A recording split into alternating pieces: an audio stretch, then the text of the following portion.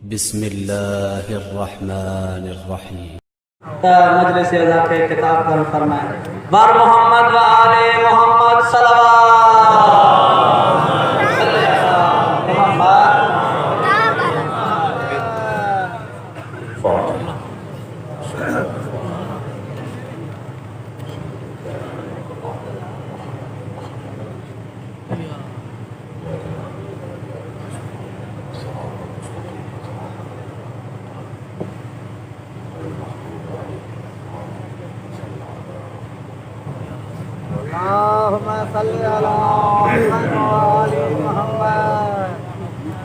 बनाए से तो सलामती उलमाए हक बाबा दे बुलंद कर सलवार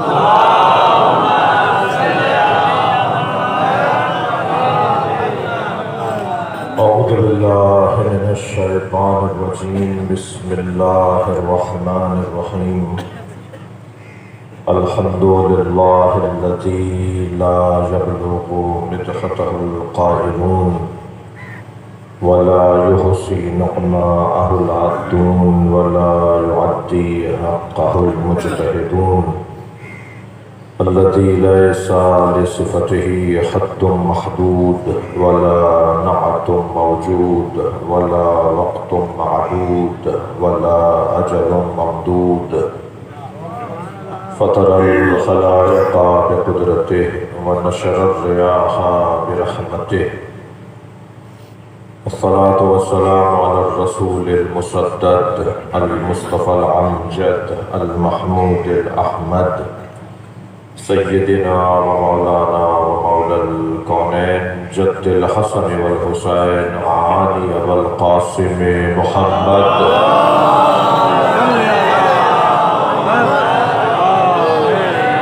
व आलिहि तय्यबीन अत्ताहिरीन अल मासूमीन अल्लज़ीना क़ालल्लाहु इन्नमा युरीदुल्लाहु लियुज़हिबा अन्कुम अर्रिजसा अहलल बैत व युतahhirakum तत्हीरा।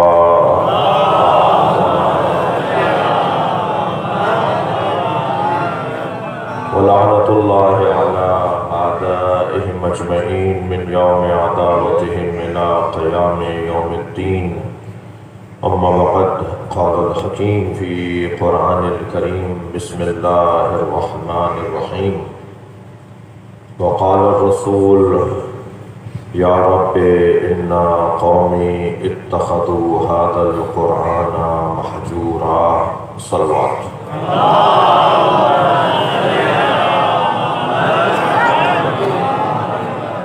इल्तिमास करूँगा एक मरतबा सूरह फातिहा और 3 मरतबा सूरह इखलास।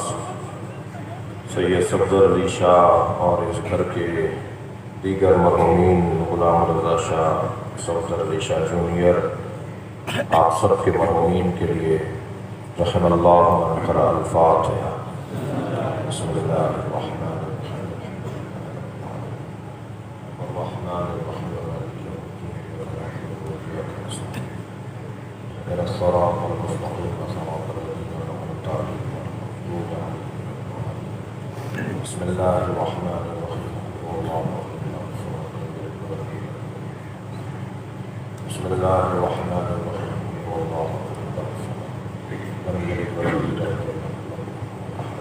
अल्लाहुम्मा सल्लि अला मुहम्मद व आलि मुहम्मद सल्लल्लाहु अलैहि वसल्लम।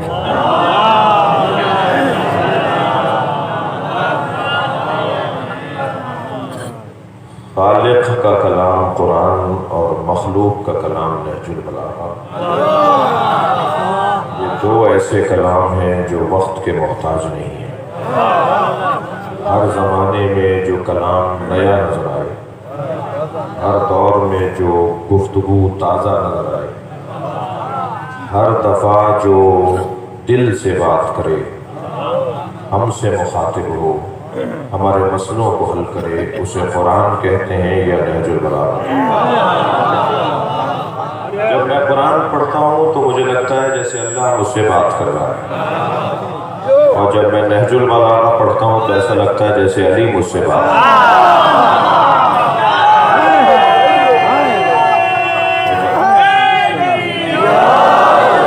लिहाजा कुरान भी हर दौर में नया है, ताज़ा है, और हर दौर में हमारे लिए है। गालिब का मिसरा पुराना हो गया, जोश के मिसरे पुराने हो सकते हैं, मीर अनीस के बाद मिसरे समझ में नहीं आते। साबित अली शाह साहब के सिंधी मिसरे बाद आज के सिंधियों को भी समझ में नहीं आते। तो ये होता है कलाम का। शालनी मिठाई के बहुत सारे मिसरे जो है वो तो पढ़ना मुश्किल है, तो क्योंकि कलाम पुराना हो जाता है तो फिर वो नए जमाने के साथ उसका चलना मुश्किल होता है। लेकिन ये कुरान का मौजज़ा है कि ये 1400 साल पुराना है मगर नया नजर आता है।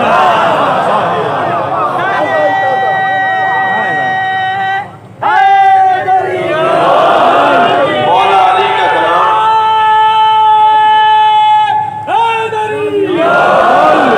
मौला अली का कलाम नहजुल बलागा जब पढ़े, जब उठा के देखें, ऐसा लगता है जैसे अली आज की ज़बान में बात कर रहे हैं। इसलिए कि कुरान अल्लाह का कलाम और उसकी तफसीर मौला अली ने करके दिखाई।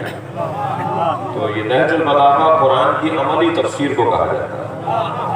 बल्कि मैं और मौलाना अकीदत भरा जुमला कह दूं कि अगर नहजुल बलागा जैसी किताब ना होती तो कुरान पर अमल करने का सबूत ना होता। मेरे मौला ने अमल करके दिखाया है। तो कुरान की अमली तफसीर, एक होती है इल्मी तफसीर जो किसी लफ्ज़ के ऊपर बहस करेगी और फिर उसके बाद उसके अल्फाज पर बहस करने के बाद उसकी बंदिश पर बहस होगी और फिर उसके गहराई और उसकी इल्मी मसाइल की तरफ, लेकिन एक मरतबा अमली तफसीर। तो नहजुल बलागा कुरान की अमली तफसीर को कहा जाता है। दिक्कत है आपको बात की। मैंने आपके सामने जो आयत पढ़ी है, ये आयत भी उन आयतों में से है जिसका तर्जुमा जरा जल्दी में किया जाता है। मसलन कुरान की एक आयत जिसका तर्जुमा बहुत जल्दी में किया जाता है वो है वातसिमू बिहब्लिल्लाहि जमीअन वला तफर्रकू, अल्लाह की रस्सी को मजबूती के साथ थाम लो और तफर्रक़े में न पड़ो, झगड़े में न पड़ो, लड़ाई न करो, इख्तिलाफ न करो। ये क्या तर्जुमा हुआ? ये क्या तर्जुमा हुआ? क्यों इख्तिलाफ न करो? अगर कोई जालिम है, बातिल है, गलत है, बुरा है तो उससे लड़ना है, उससे में इख्तिलाफ करना है। हम जिंदा हैं तो फिर जिंदा होने का सबूत भी तो देना है। ये क्या बात हुई कि चलते फिरते तो जिंदा नजर आ रहे हैं मगर फिक्री तौर पर मुर्दा है।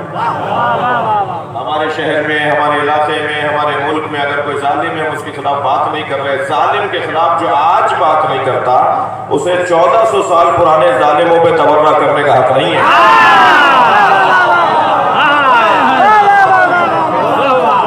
जो आज जालिम के खिलाफ नहीं बोलता, मैं वकील साहब को जानता हूँ इसलिए आप परेशान ना हो। ये मैं परेशान नहीं हूँ। एक सलवात पढ़े जरा वहां पर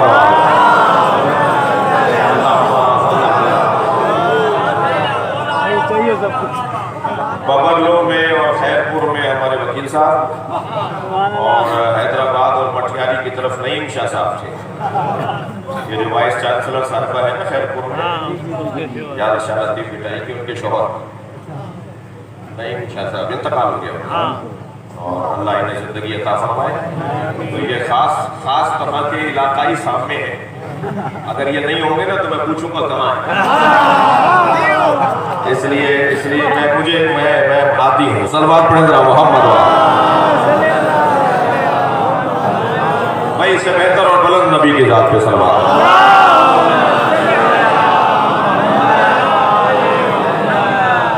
तवज्जो कर लिया। बात ये हो रही है कि वातसिमू बिहब्लिल्लाहि जमीअन वला तफर्रकू, अल्लाह की रस्सी को मजबूती के साथ थामे रखो और रस्सी के बारे में झगड़ा न करो। ये तर्जुमा है, रस्सी के बारे में झगड़ा। ये नहीं है कि झगड़ा न करो, बातिल है, जालिम है, गलत है, बुरा है, उससे लड़ेंगे ना। अल्लाह ने हमें जालिमों से टकराने के लिए पैदा किया है और शियत की तो शीन है जालिम से नफरत और मजलूम से प्यार। वो शिया ही नहीं है अली का जो जालिम जालिम से नफरत न करे, मजलूम से प्यार न करे, वो शिया ही नहीं है मौला अली का। अलिफ बे है तशय्यो की, जुल्म से नफरत, जालिम से नफरत और मजलूम से प्यार। एक घर भी फिलिस्तीन में शियों का नहीं है। मस्जिद होना तो दूर की बात है, इमाम बारगाह होना तो दूर की बात है। हमारा एक घर भी फिलिस्तीन में शियों का नहीं है, मगर पूरी दुनिया में फिलिस्तीनियों की हिमायत में अगर कोई आवाज उठाता है तो वो अज़ादार है, वो इमाम हुसैन के गमखार है। इसलिए कि हमें करबला यही सिखाती है। ये क्या बात हुई कि दुनिया में जुल्म हो रहा और हम दुनिया के सबसे बड़े जालिम से नफरत करते हैं, सबसे बड़े मजलूम से प्यार करते हैं, तो फिर दुनिया के सारे मजलूमों की भलाई हो गई कि हुसैन को याद करने वाले हर मजलूम से प्यार करें। और मौला अली ने फरमाया कूना लिज़्ज़ालिम खस्मा वलिल मज़लूम औना, ऐ मेरे हसन हुसैन, ऐ मेरे अहलो अयाल, ऐ मेरे शियो, ऐ क़यामत तक आने वाले मेरे चाहने वालों। इसलिए कि हदीस जुमला मौला का है वमन बलगा किताबी, जिस तक मेरी ये बात पहुंचे मैं उसे ये वसीयत कर रहा हूं कि हमेशा जालिम से नफरत करना, मजलूम से प्यार करना। जालिम से नफरत, मजलूम से प्यार, ये अली का हुक्म है। जालिम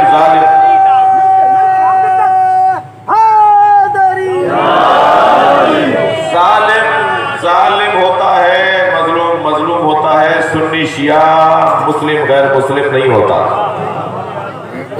जालिम है चाहे वो किसी मसलक का हो, मजलूम है चाहे वो किसी भी मसलक का हो।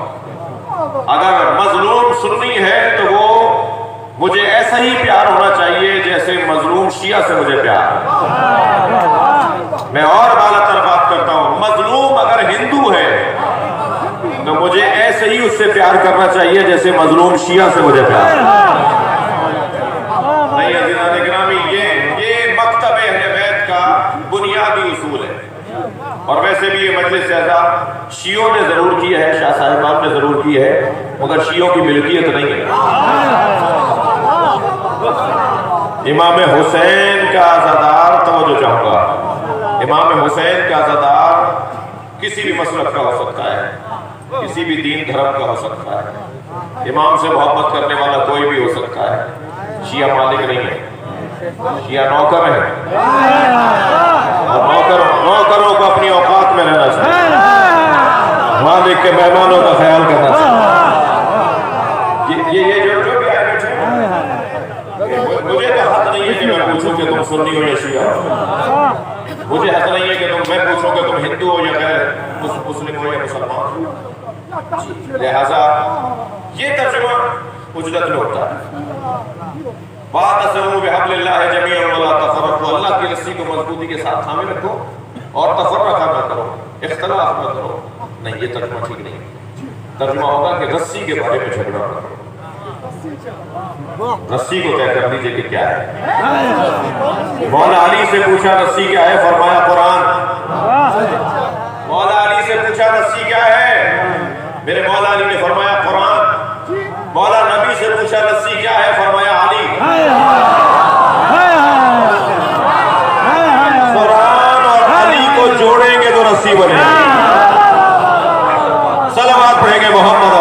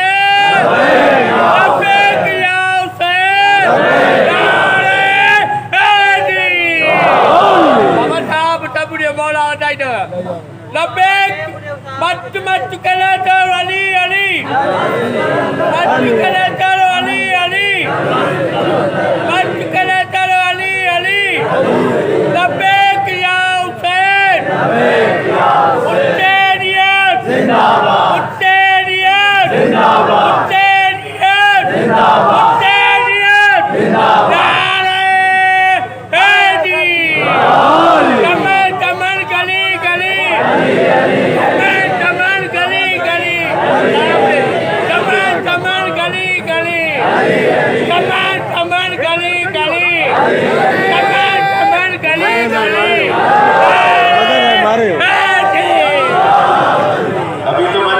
पढ़ा नहीं है। तो ये हालत हो गई है, मैं कुछ पढ़ूंगा तो क्या होगा। बात आगे बढ़े या नहीं, मजलिस पढ़ूं या नहीं। ये तर्जुमा ये होगा कि अल्लाह की रस्सी को मजबूती के साथ थामे रखो और कुरान और अली के बारे में झगड़ा ना करो। ये तर्जुमा होगा। ना कुरान लड़ाई का मौजू है, ना और अली लड़ने का मौजू। यह है करीमा भी जो मैंने अभी आपके सामने पढ़ी, जो मेरा असली उन्वान है वो ये है कि इरशाद हज़रत अहदियत हो रहा है, वक़ाल रसूल, रसूल कहेंगे, सरकार कहेंगे, किससे? अल्लाह से शिकायत करेंगे क़यामत में। नबी मुकर्रम, हदीस में तो आया है कि मस्जिद शिकायत करेगी, मुअज्जिन शिकायत करेगा, आलिम दीन शिकायत करेगा, इलाके का आलिम क़यामत में अल्लाह से शिकायत करेगा कि मैं इलाके में रहता था, कोई मुझसे मसला पूछने नहीं आता था। मस्जिद शिकायत करेगी कि मैं महल्ले में थी मगर मुझ में नमाज पढ़ने लोग नहीं आते थे। कुरान शिकायत करेगा कि मैं घर में था मगर मुझे खोला नहीं जाता था। बड़े लोग शिकायत करने के लिए तैयार होंगे, तो रसूल भी शिकायत करेंगे। जो सरकारें तो जहां शिकायत करेंगे वो ये आयत है कुरान की, वक़ाल रसूल, रसूल कहेंगे या रब्बे इन्ना कौमी इत्तखदू हाज़ल कुरान महजूरा। ऐ अल्लाह, मेरी कौम ने कुरान को छोड़ दिया। तर्जुमा जो होता है वो मैंने बयान किया, मुझे इस कुरान के तर्जुमे से इख्तिलाफ है, अभी बयान करता हूँ। बबरलो का तालीम याफ्ता मजमा, बबरलो का अज़ादार मजमा और सुन्नी शिया यहाँ तशरीफ फरमा है और सुनने के लिए आए हैं और कुछ बच्चे लेने के लिए आए हैं। तो ये तर्जुमा किया जाता है कि नबी फरमाएंगे क़यामत में, या रब्बे इन्ना कौमी इत्तखज़ू हाज़ल कुरान महजूरा, या अल्लाह, मेरी कौम ने कुरान को छोड़ दिया। तो फिर मौलवी साहब, मौलाना साहब, मुबल्लिग साहब जी, वाइस, नासिह फिर कहते हैं कि जी कुरान पढ़ा करो और कुरान को न छोड़ो। कुरान की तो इसमें कोई दो बातें नहीं है कि कुरान पढ़ने के लिए है, कुरान हमारे लिए है, कुरान तबर्रुक के लिए रखने के लिए नहीं है। एहतराम उसका हमसे ज़्यादा होना चाहिए, एहतराम उसका हमसे ज़्यादा है। खासतौर पर सिंध में तो कुरान का एहतराम और सूबों से ज़्यादा है। कुरान आता है तो सिंध ही खड़ा हो जाता है एहतराम में। कुरान के एहतराम, कुरान आ रहा होता है तो लोग खड़े हो जाते हैं। बच्चों में थोड़ी सी कमी आ रही है और बड़े ज़रा तो अपनी तहजीब मुंतकिल करें। हमारे यहाँ तहजीब भी बाकी रखना बड़ा हुनर है। अक़दार, तहजीब, चंद बुजुर्ग मुझे बैठे हुए नजर आ रहे हैं, ये मेरी बात को मानेंगे कि पहले क्या होता था, हमारे बड़े बच्चों को टोकते थे, कहते थे बेटा हमारे यहाँ ऐसा नहीं होता। ये जुमला आप सुनने को नहीं मिलता कि हमारे यहाँ ऐसा नहीं, भला काम नहीं करो, हमारे यहाँ ऐसा नहीं होता, हमारी ये रिवायत नहीं है, हमारा ये तरीका नहीं है। घर पर अगर तुम्हारे कोई मेहमान आ गया है तो अगर तुम्हारा कातिल भी है तो उसे पानी पिलाओ, तुम्हारा दुश्मन भी है तो पानी पिलाओ। और अगर किसी के साथ ज्यादती हो रही हो घर आए हुए मेहमान के साथ, तो फिर बड़े कहते थे बेटा हमारे यहाँ ऐसा नहीं होता, तुम बाद में लड़ना इससे, अभी हमारे दरवाजे पर आ गए। वो जो तहजीब, वो जो अक़दार, वो जो रख रखाव, वो जो एक इस्लामी कदरे हैं, उन्हें पहले कहा जाता था। आज ये जुमला हमें सुनने को नहीं मिल रहा, आज बड़े बोल नहीं रहे, कुछ बड़े भी डरे डरे बैठे हैं, वो अपने बच्चों से डर रहे हैं, अपने पोतों से डर रहे हैं। कल महल्ले का बड़ा पूरे महल्ले के बच्चों का बड़ा होता था, यानी आपका बड़ा पूरे महल्ले के बच्चों का बड़ा होता था।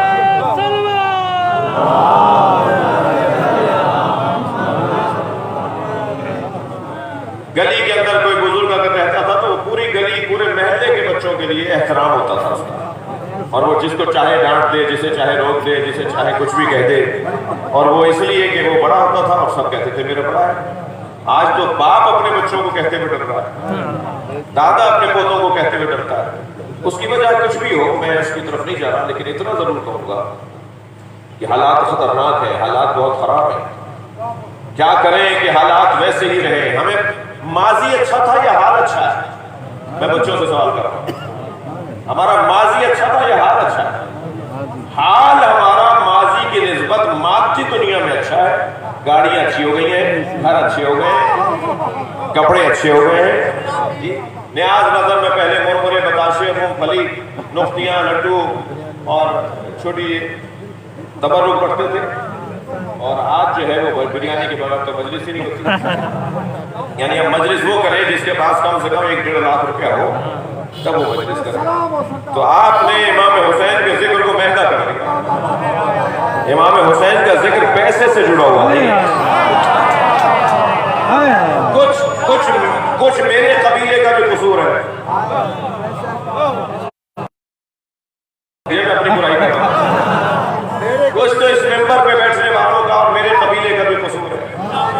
मैंने इतना ज्यादा महंगा कर दिया काम, मुझे तो कभी तारी होती है, खौफ तारी होता है जब कोई इस तरह से गुफ्तगू कर रहा होता है कि फलां ने कोई न्याज तय की थी और न्याज इतनी मिली, तो ना खुदा के वास्ते ये इमाम हुसैन का जिक्र कमर्शियल ना किया जाए।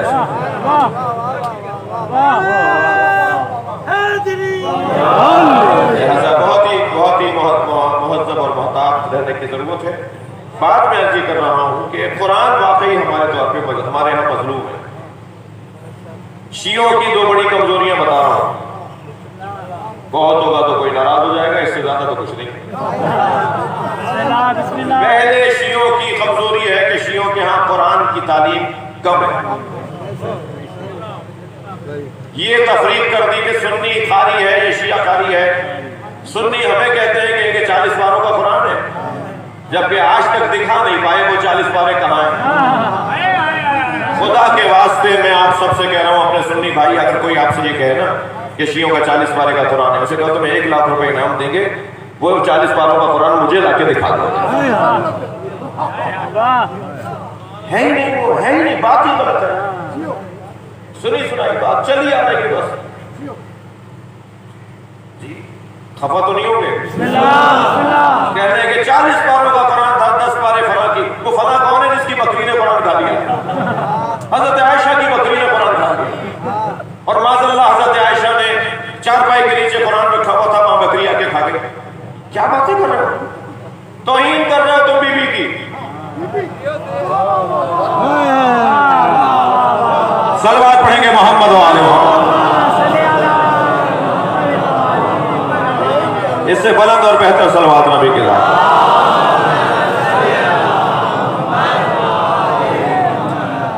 खबरदार, कुरान मजीद सबका मुसलमानों का। लिहाजा सुन्नियों ने ये डराया शियों पर के 40 पारों को कुरान, शियों ने ये कह के जान छुड़ा ली कि सुन्नी जो है वलद वालीन पढ़ते हैं, हम वलद वालीन पढ़ते हैं।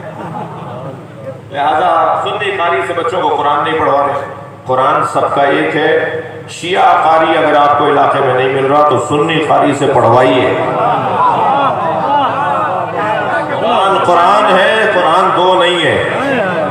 और ये वलद वालीन और वलद वालीन का फर्क भी नहीं है।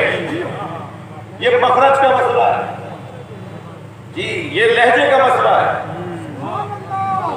कुरान हमारे यहाँ कमजोर होता जा रहा है, हम कुरान से दूर होते जा रहे हैं। दूसरी कमजोरी बताऊं? नहीं, बिस्मिल्लाह तब बोलेंगे। दूसरी कमजोरी नमाज की कमजोरी है। हमारे यहाँ नमाज की बहुत ज्यादा कमजोरी है।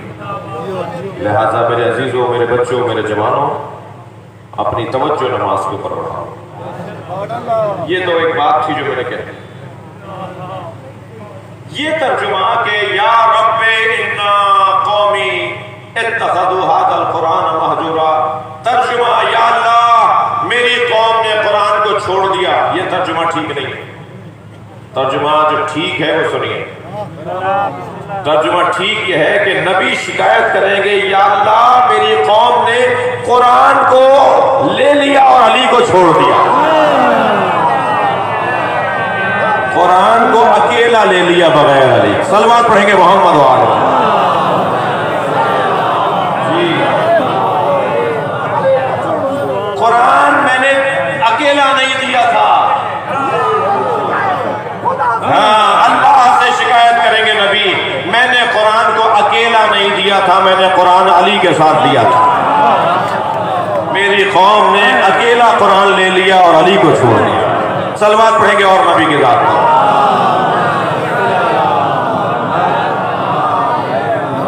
लिहाजा कुरान अगर मुझे समझना है, कुरान सीखना है, कुरान पढ़ना है, तो मुझे मौला अली से पढ़ना है। मेरे मौला नबी की रहलत के बाद तारीखुल खुलफा के अंदर लिखा हुआ है कि मौला अली ने 6 महीने तक किसी से मुलाकात नहीं की। सरकार की रहलत के 6 महीने बाद तक मौला अली ने, ये तारीखुल खुलफा की इबारत सुना रहा हूं आपको, सुयूती साहब, अल्लामा सुयूती बड़ा नाम है हमारे भाइयों का, उन्होंने लिखा है कि 6 महीने तक नबी मुकर्रम की रहलत के बाद मौला अली ने किसी से बात नहीं की। तो हजरत अबू बकर तशरीफ लाए और फरमाया कि या अली, आप हमारी हुकूमत से नाराज हैं। हजरत ने फरमाया कि मैंने अहद किया था कि जब तक कुरान की तफसीर मुकम्मल नहीं लिख लूंगा, मैं अपने दोष पर अबा नहीं लूंगा सिवाय नमाज पढ़ने के। तो मैं नमाज पढ़ने के लिए दोष पर अबा लेता हूँ, नमाज पढ़ता हूँ और फिर बैठ जाता हूँ लिखने के लिए। मैं जब तक कुरान की तफसीर नहीं लिखूंगा किसी से मिलूंगा नहीं।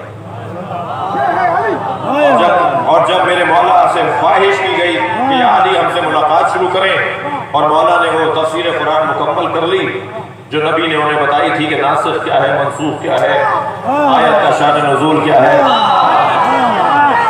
आयत मुहकमात कौन सी है, मुतशाबिहात कौन सी है, कौन सी आयत सफर में आई, कौन सी हजर में आई, कौन सी घर में आई, कौन सी बाजार में आई, कौन सी फजीलत में आई, कौन सी मजम्मत में आई, तमाम आयत की तफसीर मौला फरमाते हैं। जब मैंने लिख ली तो सुयूती फरमाते हैं कि अली बोरी में भरकर खाल और पत्तों पर और मुख्तलिफ चीजों पर अली ने तफसीर कुरान लिखी थी, वो लेकर आए और कहा मैं कुरान की तफसीर लेकर आया हूं।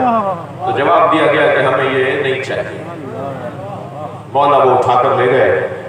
इब्ने सीरीन कहते हैं कि काश अली का लिखा हुआ वो कलाम, अली की लिखी हुई तफसीर हमारे पास होती तो आज मुसलमानों का इल्मी मयार ही कुछ और होता।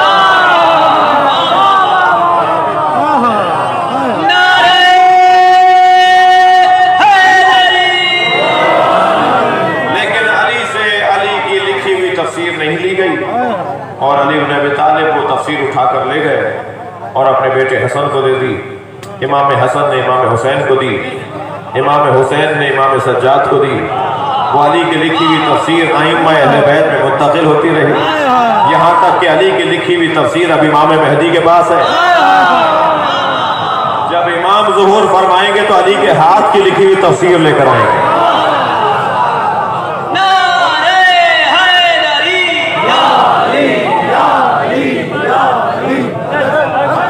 थक तो नहीं रहे मेरी बातों से। जब कभी किसी इमाम मासूम से किसी ने सवाल किया तो ऐसे जवाब देते थे कि जैसे पहले से पता था कि सवाल क्या ला रहा है। लगों पे रखे हुए होते थे जवाब। मुझे पहले से अगर पता हो कि मैं जा रहा हूं तो मौलाना कासिम शेख साहब मुझसे कोई बात करेंगे तो मैं पहले से तैयारी करके आऊंगा ना। और अगर अचानक ये मुझसे बात करें और मैं वही जवाब दूं जो जवाब देना है तो लगेगा जैसे इन्हें पहले से पता था। आइम्मा अहले बैत का इल्म इस दर्जे पर था कि सवाल करने वाला सवाल शुरू करता था, ये जवाब दे देता। और कभी तो ये भी हुआ कि सवालात जोड़ कर लाए कि हमें सादिक से बातिर से ये सवाल करना है, और उन्होंने सवाल 2 किए, तीसरा सवाल इमाम ने बता दिया तुम ये सोच कर आए। तुम्हारा चौथा सवाल ये है, तुम्हारा 5वां सवाल ये। सवाल से पहले जवाब, और सवाल करने वाले को सवाल भी बताते थे कि तुम्हारा सवाल क्या है। और हद तो ये है कि बाज़ औक़ात सवाल भी ठीक करते थे कि सवाल तो सही करो। अल्लाह अकबर। 3 साल का सिन है मेरे मौला हसन का। थक कर नहीं सुनेंगे, मैं एक मिसाल देने जा रहा हूँ। नबी की गोद में बैठे हुए, आवाज दी किसी पूछने वाले ने, या रसूलल्लाह, हालत एहराम में मैंने शिकार कर लिया, कफारा क्या है? हालत एहराम में शिकार हराम है और फिर उसका कफारा देना है। अगर कोई ऐसा कर जाए तो उसे कफारा देना है, उसे दम देना है। कफारा मुख्तलिफ है। तो उसने कहा कि ए रसूलल्लाह, या रसूलल्लाह, मैंने हालत शिकार किया उसका कफारा क्या है? इमाम मेरे मौला हसन बैठे नबी की गोद में, नबी मौला ने उनके सर पे हाथ रखते हुए फरमाया, बेटा हसन तुम जवाब दो। गोद के हैं, अभी मेरे मौला गोश में बैठे हैं। तो मेरे मौला हसन ने फरमाया नाना, मौला हसन ने फरमाया नाना इसका सवाल पूरा नहीं है। कुर्बान जाए इमाम हसन पर। इमाम ने फरमाया नाना इसका सवाल पूरा नहीं है। ये इसने ये नहीं बताया कि एहराम हज का था या उम्रे का। नाना इसने नहीं बताया कि शिकार इसने चौपाए का किया है या किसी परिंदे का। नाना इसने नहीं बताया कि शिकार हरम में किया था या हरम के बाहर किया। सलावत पढ़े मोहम्मद वाले।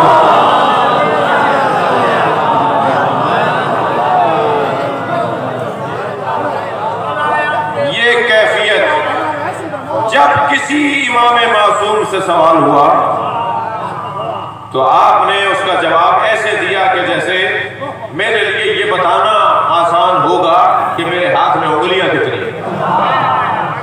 आइम्मा ऐसे जवाब देते। इस बच्चे से पूछा जाए उंगलियां कितनी है, फौरन कहेगा 5। ये कौन सी बात है? जब किसी ने पूछ लिया या अलिया, हर बात का जवाब फौरन दे देते हैं, सोचते नहीं है और जवाब भी लाजवाब होता है। तो मौला ने फरमाया कि इसमें कौन सी बड़ी बात है, तुम मुझे बताओ तुम्हारे हाथ में उंगलियां कितनी है? कहने लगा 5। हजरत ने फरमाया सोच के क्यों नहीं बताया? कहने लगा ये मुझ पर वाज़े है, रोशन है, सोचने की जरूरत नहीं है। इमाम ने फरमाया जैसे ये हाथ तुम पर रोशन है, हम पर कायनात रोशन है। बुलंदतर सलवात नबी के साथ। मेरे अजीजों के लिए थोड़ी जगह बना सकते हैं आप? थोड़ा थोड़ा आगे आकर एक थोड़ा सा सलवात पढ़ते हुए कुछ आगे आइए, आगे आ जाइए थोड़ा सा, अगर जहमत ना हो। मस्त कलंदर, मस्त कलंदर, जरा अगले बोलो, जरा पिछले बोलो, जोर से बोलो, मस्त कलंदर, मस्त कलंदर, मस्त कलंदर, मस्त कलंदर, मस्त कलंदर, मस्त कलंदर, मस्त कलंदर, हाज़री। तो शागिर्द भी बनाया ये काम मुश्किल है। एक सलवात पढ़ रहा मोहम्मद वाले शागिर्द जब कभी आइम्मा अहले बैत से सवाल हुआ तो जवाब ऐसे दिया जैसे पहले से इन्हें सवाल पता था। मुतवक्किल ने बीमारी में मन्नत मानी, उसकी मां ने मन्नत मानी कि मेरा बेटा अगर अच्छा हो गया, ठीक हो गया तो मैं कसीर सदका अल्लाह की राह में दूंगी। कसीर कसरत से सदका। मुतवक्किल ठीक हो गया, बीमारी से बाहर आ गया। मां ने कहा बेटा जरा मौलवियों से, उलमा से पूछो कि कितना देना है। अच्छा ये बड़ी मुश्किल है, तो आप ये देखते हैं ताबीर हम बताएं। मुश्किल इन्हें है, जवाब आपने। तो कहने लगा पूछो अपने मौलवियों से कि कितना दे दूं सदका तो वो मन्नत पूरी हो जाएगी। तो बुला लिया उलमा को, कहा जी कितना दें? किसी ने 20 चीजें दे दीजिए, 20 जानवर दे दीजिए। तो 20? तो दूसरा ये समझा कि शायद ये इनके लिए कम है, ये ज्यादा दे सकते हैं। दूसरे का नहीं, हुजूर 30 दे दीजिए। उसने कहा 20 क्यों और 30 क्यों? जब बादशाहों के तो एक पेट जरा ज्यादा ढीला होता है, वो अटक जाए तो फिर वो मुश्किल हो जाती है। कह रहा जी 20 क्यों? क्या जी 30 क्यों? एक ने कहा अच्छा 40 दे दीजिए। 40 क्यों? अब जैसे जैसे सवाल बढ़ता जा रहा है मौलवियों की खैर कह लगे जी ये जो तुम अदद बता रहे हो मुझे बताओ ना क्यों ये मैं 20 दूंगा तो कसीर, 40 दूंगा तो कसीर, तो फिर कसीर का तो कोई कसौटी नहीं है। 2 से ज्यादा कसीर, 2 लाख भी कसीर, तो मैं कैसे पूरा करूंगा? तो मुझे कोई एक आदत बताओ जिस पर कसीर का इतलाफ होता। जब ये सारे मौलवी परेशान हो गए जो नमक खार थे, वजीफा खार थे, तो कहने लगे कि उन्हें बुलाओ कि जिन्हें कुरान का इल्म है। और वो शियों के 10वें इमाम इमाम अली नसीब और इमाम का इमाम अली नसीब को सवाल भेजा कि सदका देना है, कसीर सदका देना है, कितना दे दें कि कसीर शुमार हो। हजरत ने फरमाया 80 दे दो चीजें, 80 चीजें दे दो अल्लाह की। ऐसे यहां भी सवाल के लिए 80 क्यों? तो मेरे मौला ने फौरन कुरान की आयत पढ़ी। हजरत ने फरमाया तुमने कुरान में ये आयत नहीं पढ़ी, लक़द नसरकुमुल्लाह फी मवातिन कसीरा। ऐ मेरे मुस्तफा, अल्लाह ने तुम्हें कसीर मौकों पर नुसरत अता की है। अल्लाह ने अपने नबी को 80 जंगों में नुसरत अता की। सलावत पढ़ेंगे मौला के नाम।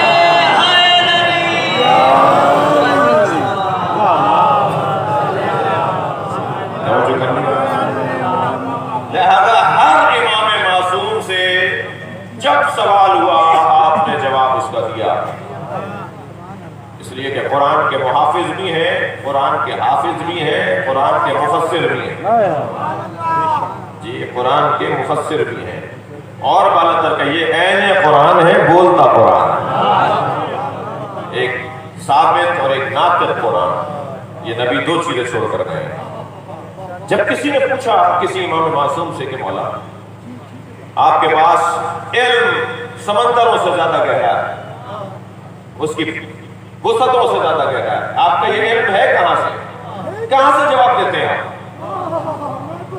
कहां से आप जवाब देते हैं? इतनी गहरी बात करते हैं, इतनी संगीन गुफ्तगू करते हैं, कोई सवाल नहीं होता जिसका जवाब आप ना दें, हर सवाल का जवाब देते हैं। या आप कहां से कहते हैं?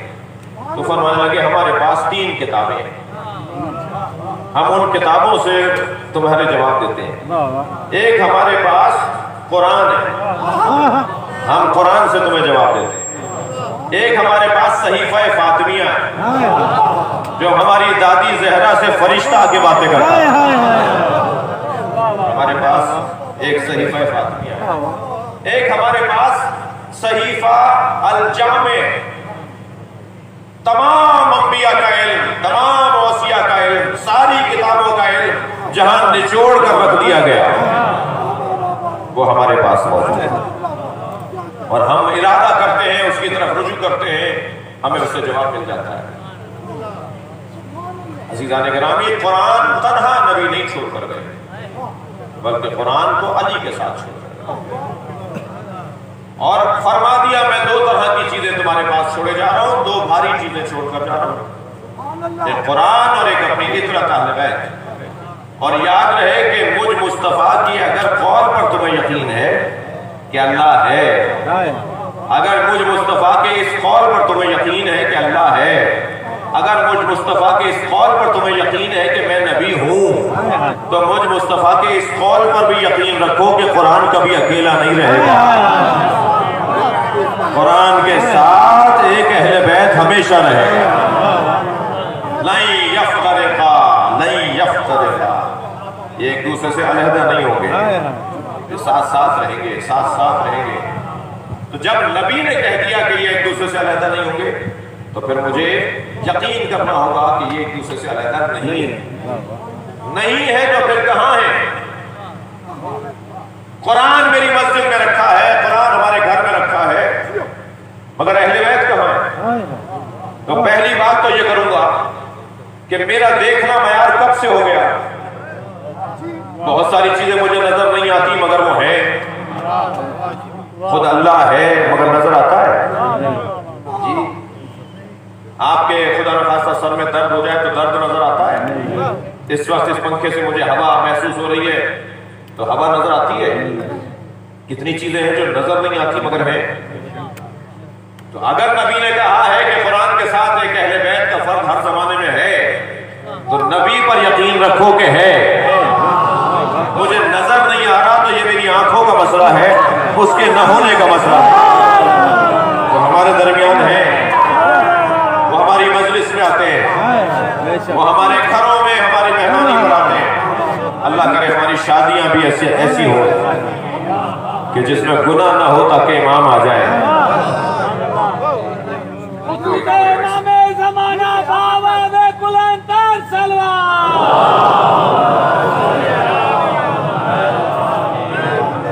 इमाम हमारे दरमियान है। नबी ने कहा है कि कुरान के साथ एक अहले बैत हर जमाने में।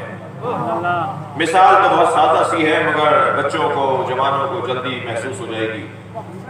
अय्याम अज़ा 8 रबीउल अव्वल के बाद खत्म हो जाएंगे, फिर दोबारा शादियां शुरू होंगी, खुशियां शुरू होंगी।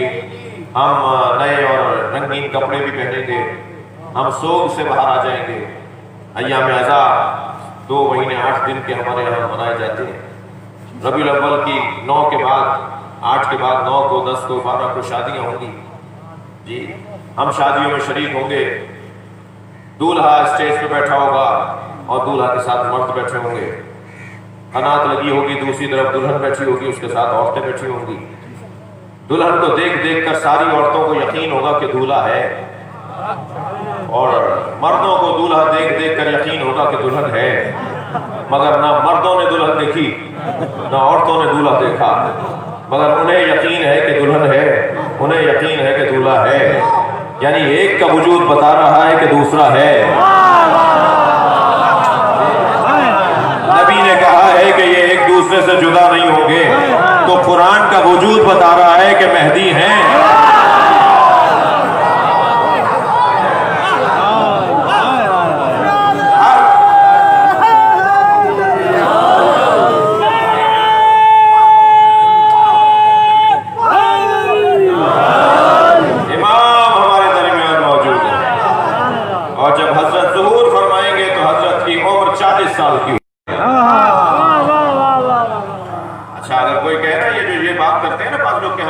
वास्ते की जरूरत नहीं है, किसी वसीले की जरूरत नहीं है, डायरेक्ट अल्लाह से मांगना चाहिए। मैं तो ऐसे लोगों से कहता हूँ अपना चेहरा आईने में रख के देखो, तुम इस काबिल भी हो जी। सारे फरिश्ते एक जैसे नहीं है, सारे नबी अल्लाह के करीब एक जैसे नहीं है, तो फिर सारी उम्मत में भी अल्लाह के करीब हो जाएगी। अल्लाह के करीब जो है वो हमें करीब करेंगे। लिहाजा इस जमाने में कौन है हुज्जत खुदा? हमें हर जमाने में एक हुज्जत खुदा वास्ता फैज मानना है। कहते कि नहीं मौलाना अभी भी बात आपकी वाज़ेह नहीं हुई, क्या कहना चाह रहे हैं? मैंने कहा हुजूर किसी की उम्र 1150 साल हो और 40 साल पर उम्र रुकी रह जाए, ये मुमकिन है? कहने लगे जी कैसे मुमकिन है? मैंने कहा आपकी उम्र कितनी है? कहने लगे जी 70 साल की। मैंने कहा 70 साल पहले आप माँ के शिकम से सर के बाल भी लेकर आए थे, हवों के और पलकों के बाल भी लेकर आए थे। 70 सालों में आपने सर के बाल न काटे होते तब तक एड़ियों तक आ गए थे, मगर आपने 70 सालों में कभी पलके नहीं काटी। एक की उम्र रुक कर बता रही है, एक की उम्र बढ़कर बता रही है, बाल बढ़कर बता रहे हैं अल्लाह बढ़ाता है, इसकी उम्र रुक कर बता रही है अल्लाह रोकता है। अल्लाह चाहे तो किसी की उम्र पड़े मोहम्मद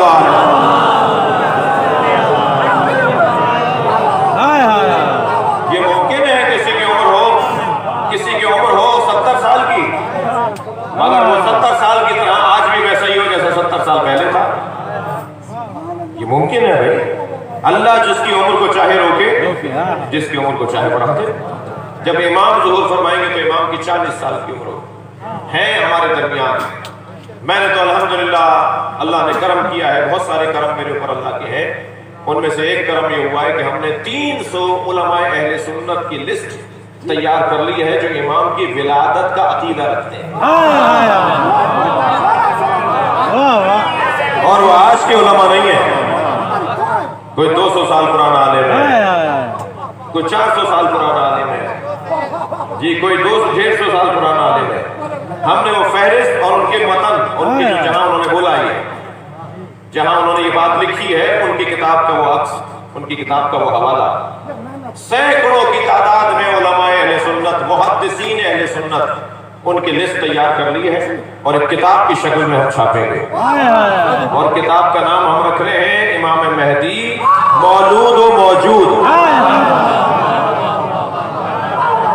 इमाम मेहदी मौलूद व मौजूद, आपकी विलादत भी हो चुकी है और आप मौजूद भी हैं, और ये सिर्फ अहले सुन्नत। लिहाजा ये बहस इमाम की विलादत हो चुकी है या नहीं, ये बहस इंशाअल्लाह अपने इख्तिताम की तरफ है। समझ आया? अजीज़ान गिरामी, हम जुमला महसूस करेंगे। हम अखबार पढ़कर, सुर्खी पढ़कर नजरिया नहीं बनाते, हम नहजुल बलागा पढ़कर नजरिया।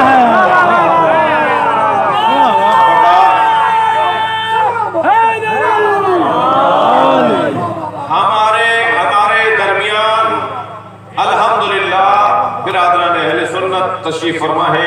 मेरे लिए ये एजाज है कि मुझे अहले सुन्नत से भी प्यार है और अहले सुन्नत भी मुझसे प्यार करते हैं।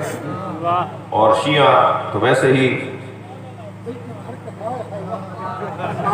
इतना कहता हुआ गुजरना चाहता हूँ, हालात कुछ भी हो आजादारी नहीं छुटेगी।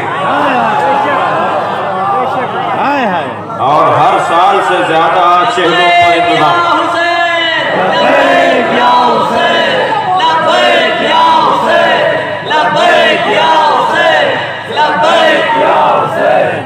बुलंद सलवात पढ़ेंगे नबी की ज़ात। इंतहाई मुहज़्ज़ब, मुअद्दब, माकूल अंदाज से हम यहाँ तक पहुँचे हैं। और अरबईन सय्यद शुहदा, इस साल हम क्योंकि करबला भी नहीं जा पा रहे हैं, मखसूस एक कोटा दिया गया है 1,500 ज़ायरीन का, तो वो कुछ लोग जा रहे हैं, कुछ लोग चले गए हैं। और ज़्यादातर पाकिस्तानी जो करबला जाते थे वो अपने अपने शहरों में अज़ादारी करेंगे। और हर शहर के अंदर चेहरों का जुलूस मजबूती के साथ किया जाएगा। अब जाहिर है अगर सखर में चेहरों का जुलूस है और बबरलो से कोई जाना चाहता है और सारी बबरलो जाना चाहती है, तो उन्हें एक दिन पहले तो निकलना पड़ेगा, एक दिन पहले, 2 दिन पहले तो निकलना पड़ेगा। और किसी रोड रास्ते के बंद करने का ना मुतालबा है, ना कोशिश है, ना कोई ख्वाहिश है। हम तो चाहते हैं कि बाजार खोले रखो ताकि हम जुलूस लेकर आए। हमने मार्केटें बंद करने का मुतालबा नहीं किया। हमारी ये ख्वाहिश नहीं है। रोड रास्ते खुले होने चाहिए, मार्केटें खुली होनी चाहिए और वहाँ से इमाम हुसैन का जिक्र गुजरना चाहिए। और कभी हमारा मुतालबा नहीं था। और हम इंतजामिया से भी कहते हैं कि शहरों को बंद नहीं करो। हमारा इस मुल्क में कोई दुश्मनी नहीं है। मैं तो एहसानमंद हूँ जिन्होंने मुझे गालियां दी हैं, उनका, जिन्होंने मारने की और नामुनासिब बातें की हैं ना हमारे हवाले से, मैं उनका एहसानमंद हूँ। और मेरा तो दिल कर रहा है कि कुछ तो मैं जानता हूँ, अय्याम आज़ा गुजरने के बाद उन्हें कोई गिफ्ट भेजूंगा, कोई कालीन वाली, कोई डिनर सेट, कोई जोड़े वोड़े भेजूंगा उन्हें। जिन्होंने गालियां दी हैं ना मुझे, उनको मेरा इरादा है, जिनका मुझे पता चल गया है। कुछ ने तो इतनी बुज़दिली की है कि अपना नाम भी नहीं लिखा, तो वो नाम भी बता देता कि हम उन्हें भी कोई गिफ्ट भेज दें। जी, हमारा गिफ्ट फटने वाला नहीं होता, नहीं, हम कोई तोहफा भेजेंगे।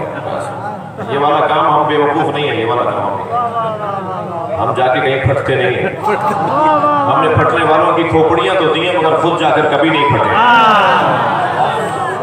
पकड़ के खोपड़ियां दी है कि भाई तहकीक करो, DNA करवाओ, पता लगाओ ये कहां से आया था, कौन से माल खाने का है, कौन सी गोदाम से निकाल कर भेजा गया था। हमने पाकिस्तान में 7-8 खोपड़ियां खुद पकड़ के दी इदारों को कि ये जो फटा वो तो पकड़ के दी गई, ये खोपड़ी लेके जाओ, उसका DNA टेस्ट करो, पता लगाओ ये आया कहां से। इतने जनाजे उठाने के बावजूद कहीं हम फटे नहीं जाकर, इसलिए कि ये काम तो बुज़दिलों का काम है। मैंने अपने मुखालिफों से कहा था, यहां भी कह रहा हूं, हमारे खिलाफ असलहा नहीं उठाओ, इसका तुम्हें नुकसान होगा, हमें नहीं होगा। हम तो और फैलते चले जाते हैं, हम तो और आगे बढ़ते चले जाते हैं। खुदा के वास्ते हमारे खिलाफ असलहा नहीं उठाओ, हमारे खिलाफ कलम उठाओ, हमारे खिलाफ किताबें लिखो, हमारे खिलाफ किताबें लिखो, बोलो खशियों के खिलाफ, लिखो शियों के खिलाफ। मगर असलहे से तुम्हें कोई फायदा नहीं होगा, बल्कि हमारे नजरिए को फायदा होगा। मैंने एक मुफ्ती साहब से कहा, अपने दोस्तों से कहें कि हमारे खिलाफ कलम उठाएं, तो कहने लगे मौलाना बड़े जुर्रत की बात है, आप बड़े हौसले की बात कर रहे हैं, ये तो बहुत बड़ी बात आप कर रहे हैं। मैंने कहा मुफ्ती साहब, सवाल का होना ऐब नहीं है, जवाब का ना होना है।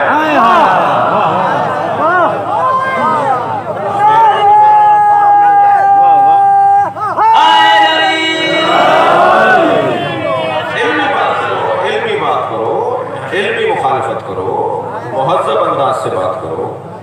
ये तो एक यूनिवर्सिटी में 5 फैकल्टियाँ होती हैं, 10 फैकल्टियाँ होती हैं। इस्लाम की यूनिवर्सिटी के अंदर भी मालिकी, शाफई, हम्बली, सुन्नी, शिया, बरेलवी, देवबंदी ये फैकल्टियाँ हैं। मैं अपने सुन्नी बच्चों से कहूँगा अगर आपके इलाके में कोई, अपने शिया बच्चों से कहूँगा अगर आपके इलाके में कोई सुन्नी आलिम आ जाए, आगे बढ़कर उसको सलाम करें और अदब करते हुए कहें कि मैं शिया हूँ, सुन्नी आलिम हमारा आलिम है। खबरदार सुन्नी उलमा की किसी की भी बेहतरामी नहीं, सुन्नी उलमा का एहतराम करें। देवबंदी हो, बरेलवी हो, कोई भी आलिम नहीं, उसका एहतराम करें मेरे बच्चों जवान। किसी बस में, किसी ट्रेन में, किसी प्लेन में अगर आपको सुन्नी आलिम नजर आ जाए, सीट छोड़कर पहले से सलाम करें, आगे बढ़कर उसका अदब करें। और अगर वो पूछ ले कि बेटा तुम कौन हो, तो कहना कि मैं शिया हूं।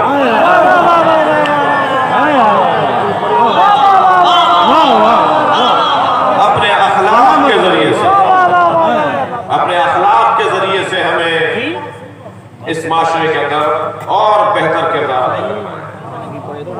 तंग नजर शिया नहीं होता। 3 लोगों को तो वैसे अली का नाम नहीं लेना चाहिए। 3 लोगों को तो वैसे ही नारा हैदरी नहीं लगाना चाहिए। एक कंजूस को, कंजूस का क्या ताल्लुक मौला अली से, जिससे पैसा नहीं निकलता,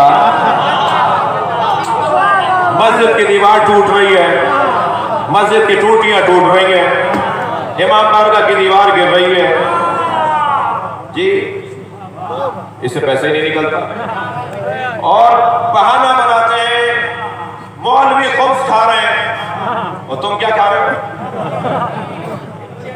जो खुब्स नहीं दे रहे वो क्या खा रहे हैं? खफा हो जाए तो थोड़ी देर हो जाए। मौलवी खुब्स खा रहे हैं, जो नहीं दे रहा वो क्या खा रहा है? वो भी तो खुब्स ही खा रहा है। भाई इस पे खुब्स वाजिब था, ये नहीं दे रहा तो खा रहा है ना, तो वो खा रहा है तो बुरा लग रहा है, तुम खा रहे हो। और फिर मैं तो और जाऊंगा, इससे बढ़कर बात कर रहा हूं, अगर किसी आलिम दीन पर आपका एतबार नहीं है तो खुदा के वास्ते एक वाजिब से हाथ ना उठाओ किसी मौलवी का बहाना बनाकर। खुम्स खुद निकालो, अपने हाथ से खर्च करो, अपने इलाके की मस्जिदें बनवाओ, इमाम बारगाह बनवाओ, मदरसे बनवाओ, यतीमों का ख्याल करो, बेवाओं को राशन पहुंचाओ। ये जो छोटा सा बच्चा मेरे सामने बैठा है ना, इसके अब्बा भी इसे पैसे देते हैं। ये मेरे जो बच्चे बैठे हैं, इनके अब्बा भी इनको पैसे देते हैं। और ये पैसे नाराज हो रहे हैं, बिस्मिल्लाह, ये बच्चे भी जेब खर्ची के पैसे लेते हैं अपने अब्बा से। ये अपनी तारीख बनाए कि फला चांद की तारीख मेरे खुम्स की तारीख है, और फिर देखें जेब में 100 रुपए पड़े हैं, 200 रुपए पड़े हैं, 1000 रुपए पड़े हैं। 100 रुपए पड़े तो 20 रुपए खुम्स है भाई। एक साहब के 10,000 रुपए बचे थे, 2,000 खुम्स बना उनका। 10,000 के 2,000, 5वां हिस्सा, 5,000 के 1,000, 10,000 के 2,000। तो कहने लगे जी मौलाना अगर मैंने 2,000 दे दिए तो बचेंगे क्या?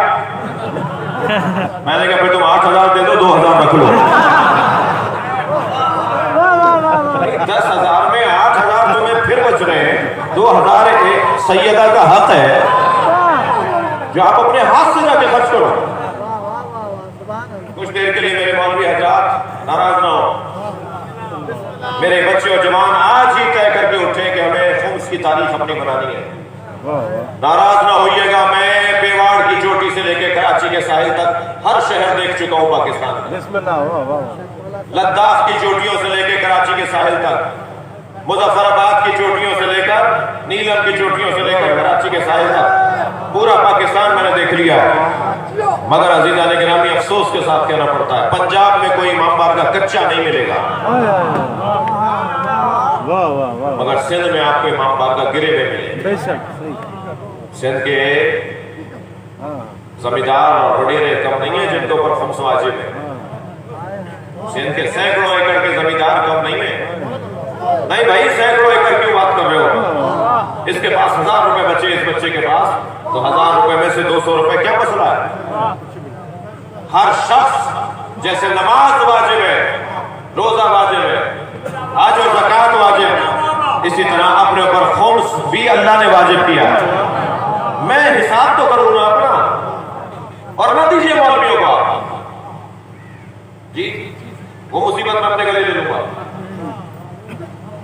न दीजिए आप मौलवियों को, खुद खुम्स निकालिए और खुद अपने पैसा लगाइए, अपने हाथ से बबरों के इमाम बारगाह को बनवाइए, अपने हाथ से बबरों की मस्जिद को अच्छा करवाइए। यहाँ के मदरसे के अंदर अगर कोई मुश्किल है तो दीजिए। जो कर लिया आपने, मुझे शर्म आती है। मैं अभी कल अली पैलेस में भी कह रहा था, हैदराबाद के अंदर, बदीन के अंदर भी मैंने यही कहा, मुझे शर्म आती है कि सिंध के इमाम बारगाह और सिंध के पेड़ और सिंध की मस्जिदें और सिंध के मदरसों का हाल अच्छा नहीं है।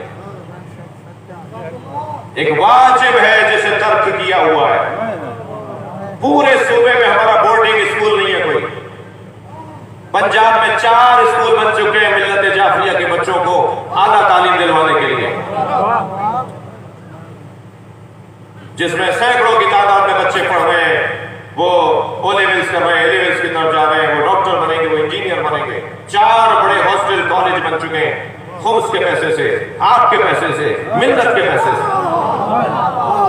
लेकिन सिंध में हमारे पास एक स्कूल भी नहीं है जिसमें हम 6ठी क्लास से अपने बच्चे को ले जाएं और उसको डॉक्टर बनाकर छोड़ें, इंजीनियर बनाकर निकालें।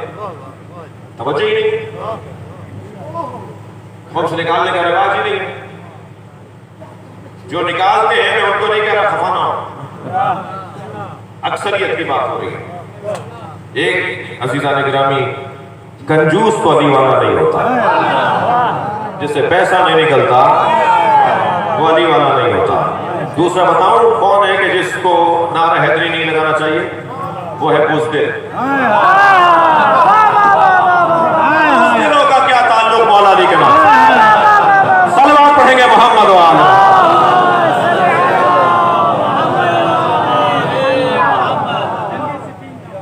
बुज़दिलों से कोई ताल्लुक नहीं है अली वाला।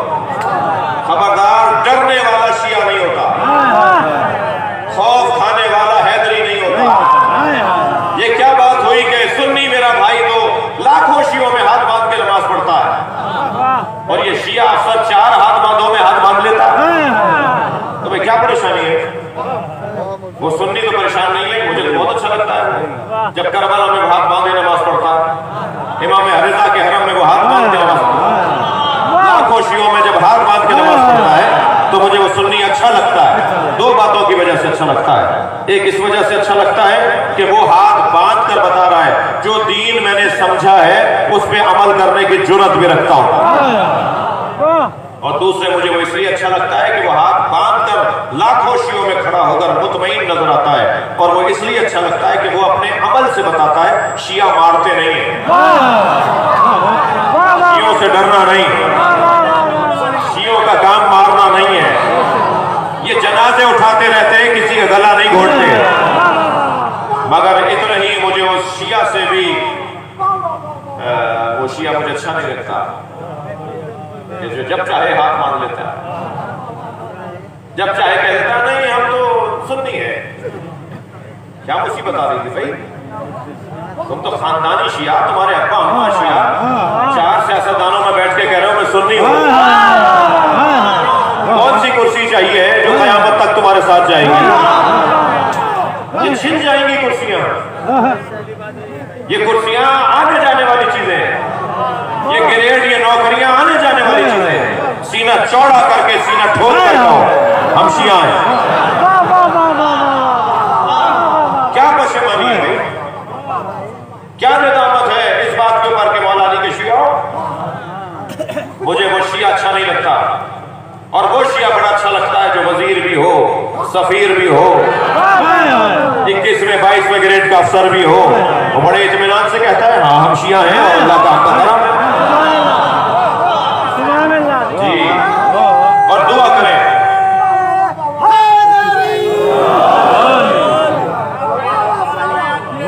बोला आया कंजूस का कोई ताल्लुक अली से नहीं है। बुज़दिल को नारा हैदरी नहीं लगाना चाहिए। और जिन लोगों ने ये कमजोरियां अपनी दूर कर ली वो आज उन ममालिक के शिया किसी और जगह पे पहुंच गए। आप किसी ईसाई को रोकिए लोकनाम के अंदर और ईसाई से पूछिए कि शियों के बारे में क्या कहते हो। वो कहते हैं मुसलमानों की बेहतरीन तस्वीर को तशय्यो कहते हैं। 32 दिनों की जंग हुई थी इसराइल की और लुबनान हिजबुल्लाह की। 2 महीने में उन्होंने वो सारा जो पुल गिरा दिए, स्कूल गिरा दिए, वो 2 महीने में सब बना के दे दिए। और वहां के ईसाइयों ने खड़े होकर कहा कि शिया कौम मुसलमानों की एक अच्छी तस्वीर है, जो कंजूस हो वो अच्छी तस्वीर कैसे पेश करे, जो बुज़दिल हो वो अच्छी तस्वीर कैसे पेश करे। अगर अच्छी तस्वीर पाकिस्तान के शियों को भी पेश करनी है, याद रहे मैं मजलिस बबरलो में पढ़ रहा हूं, मगर बबरलो के लिए मजलिस नहीं पढ़ रहा। मजलिस इस वक्त भी कई जगह लाइव जा रही है। समझ चाहूंगा पाकिस्तान के शिया 3 कमजोरियां दूर कर लें अपनी, तो पूरे पाकिस्तान के खिदमत गुजार बन जाएंगे। सुन्नी भी हमसे प्यार करने लगेंगे। एक साहब कहने लगे फला साहब ने जब सब समझ लिया तो शिया क्यों नहीं हो जाते, फला मुफ्ती साहब ने सारी बातें समझ ली तो वो शिया क्यों नहीं हो जाते। मैंने कहा तुम्हारी वजह से नहीं होते।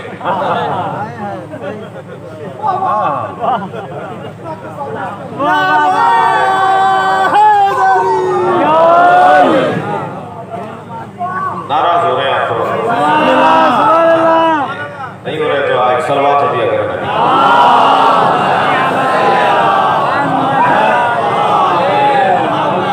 3 कमजोरियां दूर करनी है। पैसे का इस्तेमाल अल्लाह की चीज है, जब अल्लाह के बंदों पे खर्च करेंगे अल्लाह और देगा। रोकने से नहीं बढ़ता, देने से बढ़ता है। हम कोई अब्बा के यहाँ से अपने माँ के शिकम से कोई डॉलर लेकर आए थे, 2 रुपया लेकर आए थे, यहीं हम मिले ना, यहीं रह जाएंगे। तो बेहतर नहीं है कि जो अल्लाह ने। अच्छा एक साहब कहने लगे मौलाना पैसे होंगे तो सखी होंगे ना। मैंने कहा तुम सखी होते तो तुम्हारे पास पैसा होगा। कोई ताल्लुक पैसे से सखावत का नहीं है। सखावत एक अमर कल्बी है, सखावत एक कैफियत है, सखावत एक जज्बा। मुमकिन है एक ककड़ी का ठेला लगाने वाला, एक टमाटर बेचने वाला 2000 एकड़ के जमींदार से ज्यादा सखी हो। वो 1000 रुपए बचाकर लाया है, 2000 का उसने माल डाला था, मसलन 1500 कमा के लाया, 500 रुपए बचा के लाया, और घर आते आते उसने 200 रुपए सस्ते में दे दिए। तो इसके 500 में से जो 200 निकले हैं ना, वो 2 करोड़ वाले के अगर 2000 भी निकले हो तो उससे ज्यादा है जी। ये कमजोरी दूर करें, मेरी मिल्लत दूर करें। कंजूसी की, दूसरी बुज़दिली, तीसरी बताऊं, तीसरी है तंग नजरी, घुटा हुआ दिमाग, छोटी सोच। ये सुन्नी है, ये बरेलवी है, ये फलाना है, ये फलाना है। कितने तार बनेंगे अपने गिर्द। एक तार सुन्नी है, फिर एक तार कि ये सुन्नी है, फिर एक और तार बनाया ये पंजाबी है, फिर एक और तार बनाया ये पठान है, फिर एक और तार बनाया सैयद है तो ये नकवी है और ये काज़मी है, और फिर एक और तार बनाया कि हम भट्टी है और ये चुगताई है। तारों पे तारे बुनते चले जा रहे हैं।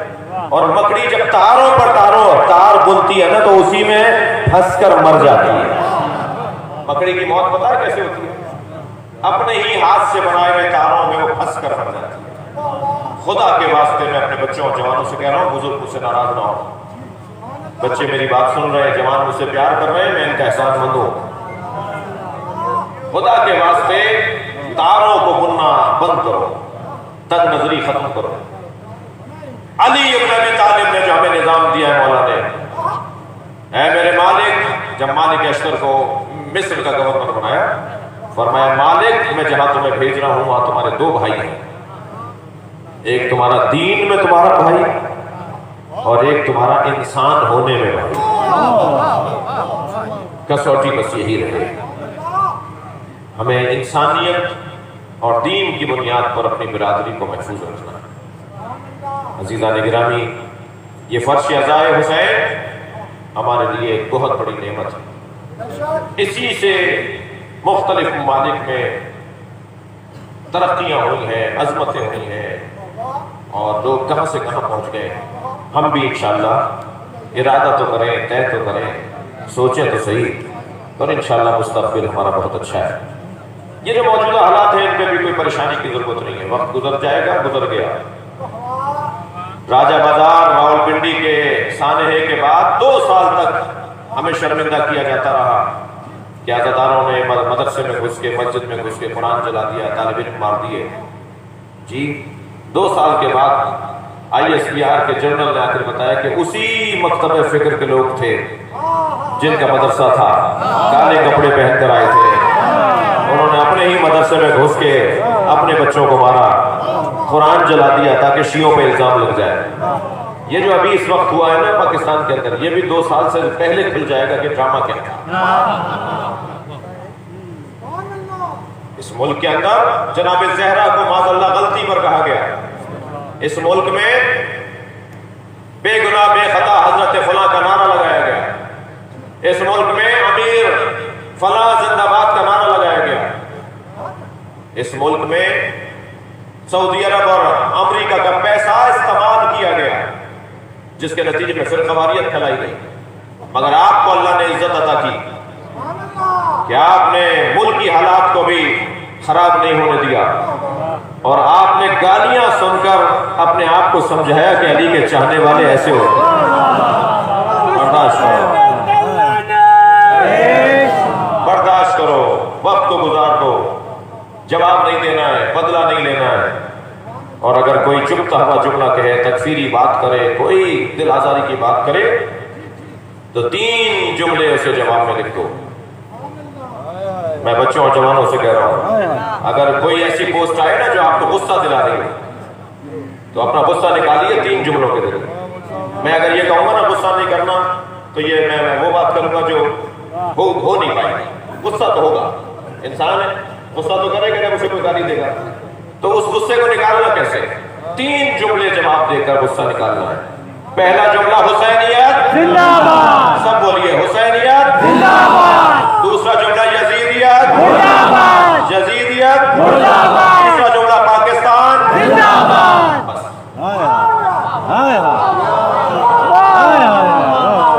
यही हमारा जवाब, यही हमारा जवाब। हम हर गाली का जवाब 3 जुमलों में देंगे। हुसैनियत जिंदाबाद, यजीदियत मुर्दाबाद, पाकिस्तान जिंदाबाद। ये हमारा जवाब है, हर गाली का जवाब ये है। और याद रहे, तुम हमें गाली देते रहो, हम इस्राइल तस्लीम होने नहीं देंगे।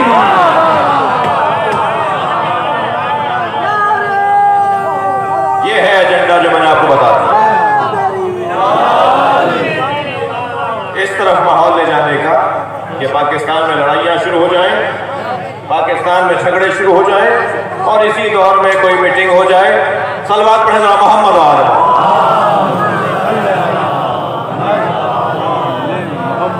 ये फर्श अज़ाए हुसैन शऊर देने की जगह है, शऊर बढ़ाने की जगह है। कोई पूछे ज़हरा के लाल हुसैन से कि उन्होंने शऊर दही के लिए, माशरे को ज़हनी तरक्की बख्शने के लिए, इंसानियत की तरबियत के लिए अपना कितना नुकसान किया है। बल्कि मैं कह सकता हूँ कि इमाम हुसैन ने अपना सब कुछ कुर्बान कर दिया। सुबह आशूर से असर तक लाशें उठाए और ऐसे ऐसे लाशें उठाए जिनका बयान बहुत मुश्किल है। मेरे मौला ने गुलामों के लाशें भी खुद उठाए, किसी और को गुलामों के लाशें उठाने नहीं दिए। अजरुकुम अल्लाह, अजरुकुम अल्लाह। लाशें तो इमाम ने अज़ादारों बहुत उठाए, मगर 3 लाशों पे हुसैन बहुत रोए।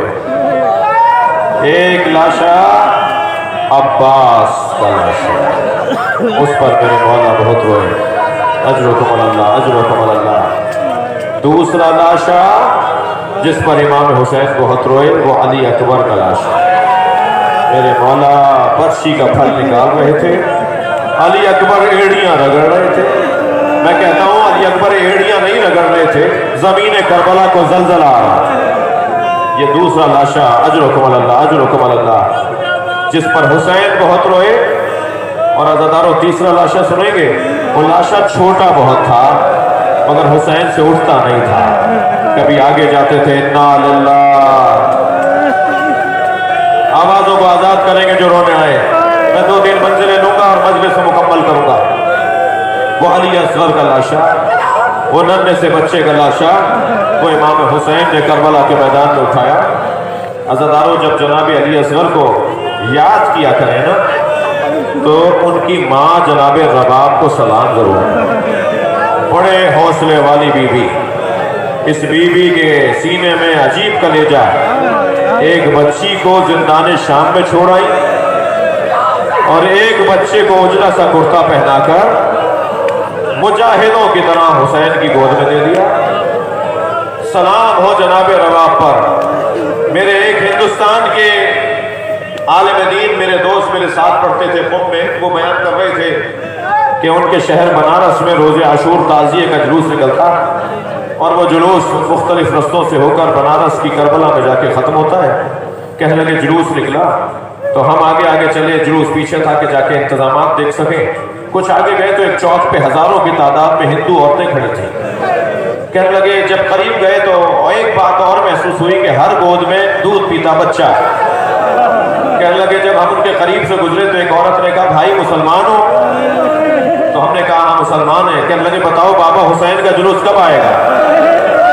कहने लगे मैंने उनसे कहा तुम्हें बाबा हुसैन के जुलूस का इंतजार क्यों है? कहने लगे तुम्हें नहीं पता आज हुसैन का बच्चा भूखा मारा गया था। आज हम अपने बच्चों को दूध नहीं पिलाते जब तक ताजिया दफना ना दिया जाए। अजरो कमल अल्लाह, अजरो कमल अल्लाह। अज़ादारों, सलाम हो जनाब रबाब पर। गिरिया हो गया, मजलिस हो गई। शामे गरीबा में पानी कहां से आया मुझे नहीं पता, मगर मुझे इतना पता है कि पानी आया जनाब ज़ैनब ने, अजरो कमल अल्लाह, अजरो कमल अल्लाह, जनाब ज़ैनब ने बच्चों को पानी पिलाया। खाना आया, मेरी बीवी ने बच्चों को खाना खिलाया, फिर बड़ों को पानी पिलाया, बड़ी बीवियों को खाना खिलाया। जब सब बच्चों और बीवियों को पानी और खाना दे दिया ना, तो इमाम सज्जाद के बराबर में आके बैठी जनाब ज़ैनब और कहने लगी, ज़ैनुल आबिदीन भाभी रबाब पानी नहीं पी रही। मैं जब उन्हें पानी देती हूँ कहती है मेरा बच्चा भूखा मार दिया।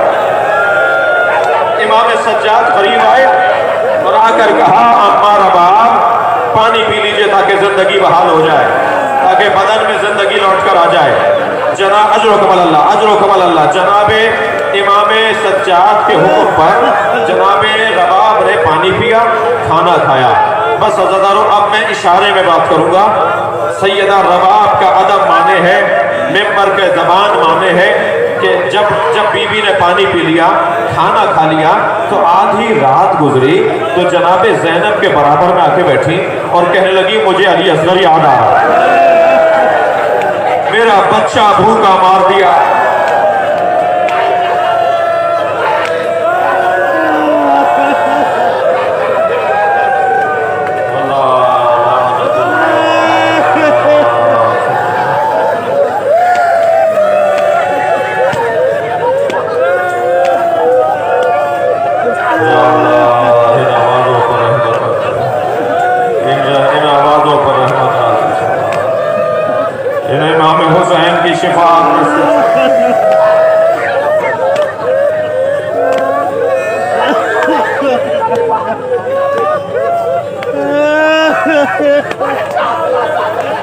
सलाम हो उस 4 साला बच्ची पर।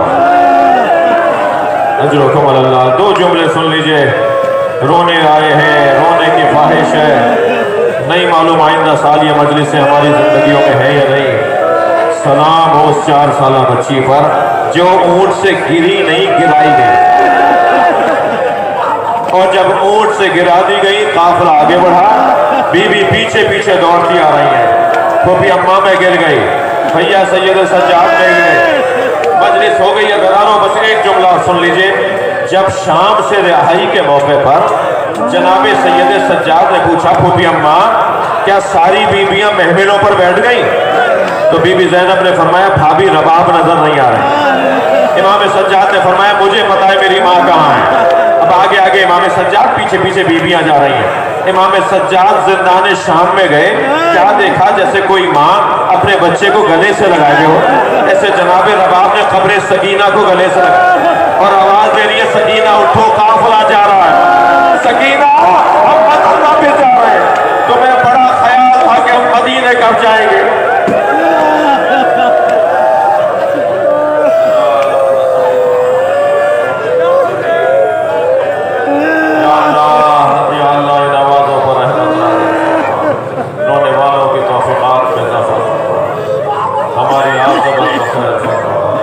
इमाम ज़माना के ज़ुहूर में ताजील फरमा, मरहूम मग़फ़ूर सैयद सफदर अली शाह